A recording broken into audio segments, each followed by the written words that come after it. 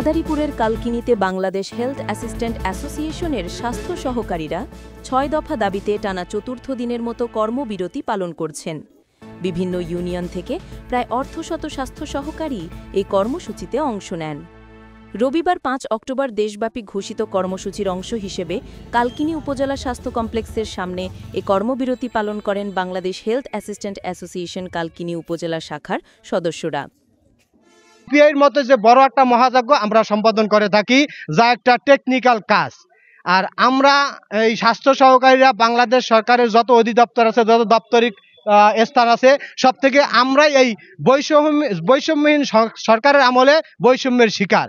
আমাদের দাবিগুলো হচ্ছে যেমন আপনার নিয়োগ বিধি সংশোধন করে স্নাতক ডিগ্রি অন্তর্ভুক্তকরণ, এরপরে 14তম গ্রেড আপগ্রেডেশন, বিদ্যমান নিয়োগ বিধিতে 14তম গ্রেড আপগ্রেডেশন, ইন সার্ভিস ডিপ্লোমার মাধ্যমে 11তম গ্রেড, এরপরে আছে আপনার প্রমোশন।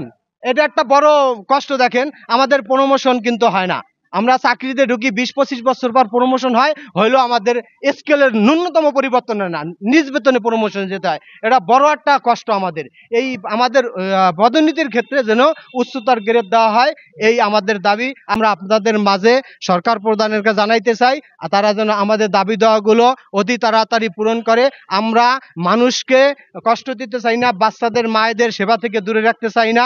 তারা যেন আমাদের দাবি পূরণ করার মাধ্যমে আমরা যেন অতি তাড়াতাড়ি জনগণের সেবায় চলে যেতে পারি, জনগণের সেবা জনগণের কাছে পৌঁছে দিতে পারি। তারা দ্রুত ৬ দফা দাবি বাস্তবায়নের জন্য সরকারের প্রতি আহ্বান জানান এবং দাবি পূরণ না হওয়া পর্যন্ত কর্মবিরতি অব্যাহত রাখার ঘোষণা দেন। কর্মবিরতিতে কালকিনি উপজেলা হেলথ অ্যাসিস্ট্যান্ট অ্যাসোসিয়েশনের সভাপতি রঘুল আমিন, সাধারণ সম্পাদক কামরুজ্জামান পলাশ সহ অন্যান্য নেতারা উপস্থিত ছিলেন।